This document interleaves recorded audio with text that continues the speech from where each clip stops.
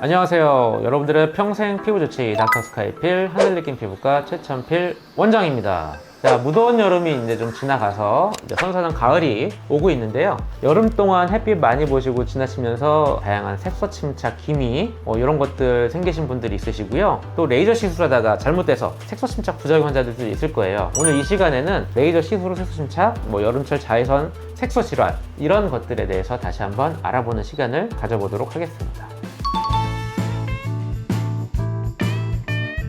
여름철 두 가지가 문제인데 너무 더웠죠. 땀이 뻘뻘 나요. 그러면 거의 24시간 땀이 나니까 피부는 계속 건조한 거예요. 그래서 민감해지고 홍조가 생겨서 예민해지는 경우가 있고요. 이렇게 피부 장벽이 완전히 날아가니까 조금만 햇빛을 봐도 다 색소 유발하고 레이저 시술에 색소 침착 부작용을 잘 만듭니다. 그래서 기미, 잡티, 색소 침착 또는 태닝된 피부가 여러분들이 너무나 많을 것 같아요.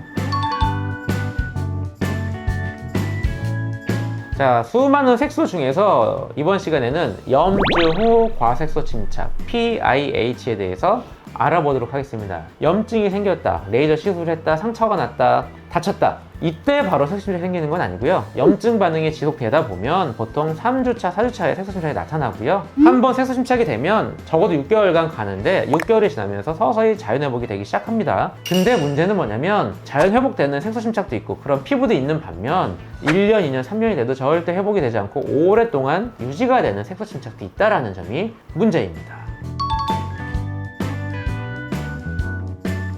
색소 침착이 생기기 전 골든타임이 중요한데, 골든타임은 레이저 시술 직후, 상처가 난 직후 빨갛게 염증이 났을 때, 이때 적절히 염증을 줄여서 색소 침착이 되기 전에 끝내는 게 좋습니다. 색소 침착을 안 만들거나 색소 침착을 최소화해야 금방 회복이 되고 치료도 쉽겠죠. 일단 빨갛고 민감하고 예민할 때 바로 피부과 전문의를 찾아서 적절한 약물 치료하는 게 핵심 포인트가 되겠죠.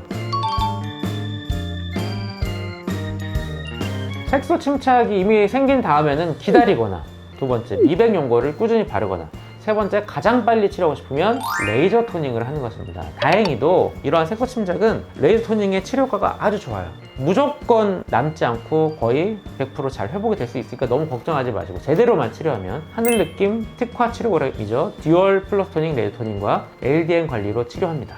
자, 색소 침착 케이스 몇 개만 볼까요? 첫 번째는 제 얼굴입니다. 이게 제가 새로운 장비를 사면 어느 정도까지 해야 안전한지 제 얼굴에 레이저를 쏴보거든요. 그래서 강하게 쐈더니 이렇게 직사각형 모양으로 딱지가 됐어요. 이거는 색소 침착 나무랑률 50%. 그래서 남기기 전에 빨리 염증을 가라앉히는 약물 치료를 했죠. 염증을 빨리 가라앉혀서 5일 만에 딱지가 딱 떨어졌는데 홍반과 색소가 안 남았어요. 이게 색소 침착이 되기 전에 치료해서 예방하는 방법입니다. 두 번째, 가장 전형적인 타이거 마스크. 정말 이렇게 아이패드 프린트 모양으로 완전히 호랑이처럼 색소 침착이 남았죠. 너무 이제 스트레스 받는데 다행히 이거는 치료하면 좋아져요. 그래서 하늘느낌 듀얼 토닝 치료를 10번 하고 이렇게 많이 좋아졌고요. 3개월 지나서 거의 흔적도 없이 사라지게 되었습니다. 자, 세 번째, 젊은 여자분인데 아이패드 치료 홍반과 색소가 남았어요. 골든타임보다 조금 늦었어요. 홍반만 있을 때 오면 예방하는데 홍반이 색소가 될 쯤에 온 거죠. 역시 10번 하고 말끔히 회복이 되었습니다. 자, 두 번째는 색소 침착과 감별해야 돼요. 이거는 염증 후 과색 침착하고는 좀 달라요. 기미 병변에 토닝 부작용으로 생긴 반발성 과색소예요. 반발성 과색소는 색소 침착과 달리 기미 병변에서 올라오는 것이고 좌우 대칭적이고 점상 저색소를 동반하는 경우가 많다. 색소 침착보다는 위험하고 오래 걸리고 부작용이 심합니다. 하늘느낌 듀얼 플러스 레이저 토닝 치료로 10회하고 이렇게 많이 회복이 되었습니다.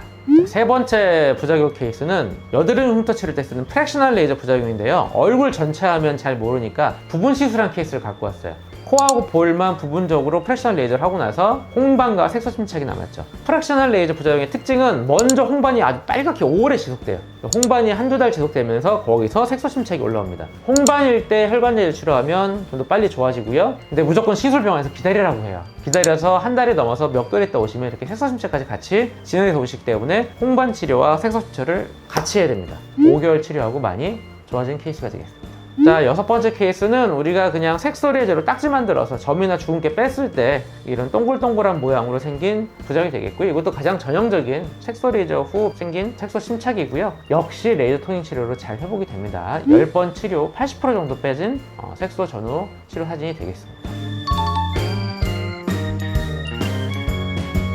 첫 번째, 홍반이냐 갈색의 색소 침착이냐 감별이 중요한데 일반인들은 구별을 못 하더라고요. 처음에 새빨개졌을 때 색소 침착이 왔어요 하는 경우가 많아요. 빨간 거는 홍반, 갈색, 검은색은 색소 침착이고요. 홍반일 땐 뭐라고 그랬어요? 색소 치료하기 전에 염증을 가라앉혀서 예방할 수 있는 골든타임에 있다는 거 잊지 마시고. 두 번째 뭐냐면 단순히 색소의 변화인지 아니면 흉터가 동반되었는지. 화상처럼 입으면 폐인 흉터, 비수분 흉터가 되는 건데 이건 흉터 치료가 필요한 거예요. 홍반과 색소는 거의 원상복귀가 가능하다. 폐인 흉터와 비수분 흉터는 흉터기 때문에 완전히 정상으로 돌아갈 수 없다. 이렇게 큰 차이가 있습니다. 자, 마지막은 뭐냐면 기미에 올라온 반발성 과색소 증이냐 아니면 단순 염증 후 과색소 침착이냐가 감별이 필요하고 이걸 감별 못하고 치료하면 기미의 부작용을 치료하다가 더 악화되는 경우가 많을 수 있으니까 반드시 감별해야 된다는 거 잊지 마시기 바랍니다.